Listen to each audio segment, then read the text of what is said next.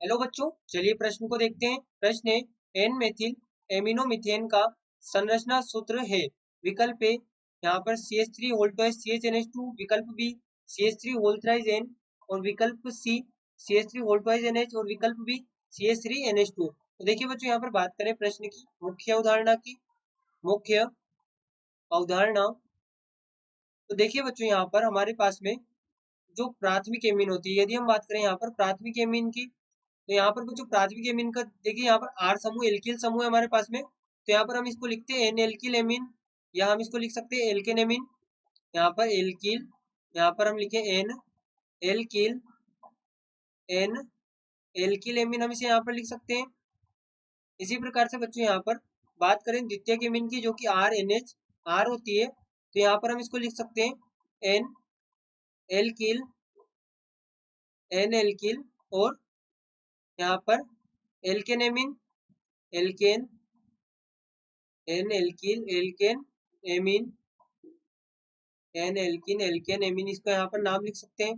इसी प्रकार से यहाँ पर बच्चों बात करें तृतीयक एमीन की, यहाँ पर जब तृतीयक एमीन की बात करें, तो बच्चों यहाँ पे इसका नाम हम लिख सकते हैं N N di alkyl alkane amine, N N di alkyl alkane amine, alkane, यहाँ पर ये एन एन डाई एल्किल, यहाँ पर ये भी एल्केन एमीन होगा, और यहाँ पर ये भी N N di alkyl alkane amine होगा, एल्केन एमीन।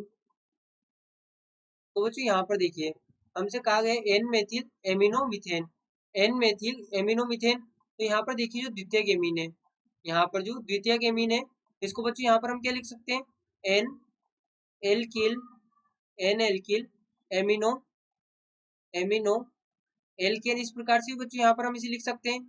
तो देखिए हमारे पास में एन एन एमिनो, यहाँ पर एन एल्किल एमिनो एल्केन। तो अब देखिए हमारे पास में जो पहला हमें यहाँ पर दिया गया है यौगिक, इसकी बात करें तो यहाँ पर है CH3 होल ट्वाइस NH, यहाँ पर ये CH और NH2। यदि इसे पूर्ण रूप से लिखें तो यहाँ पर हमारे पास में होगा CH3, और यहाँ पर ये CH3।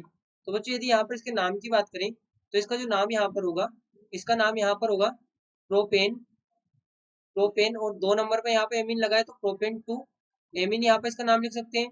वहीं पे बच्चों दूसरा जो यौगिक हमें दिया गया है CH3 N CH3, और यहाँ पर ये CH3, तो इसका बच्चों यहाँ पर हम नाम लिख सकते हैं एन में, यहाँ पर N N di methyl, N N di methyl, N N di methyl methanamine, methanamine, यहाँ पर इसका नाम लिख सकते हैं।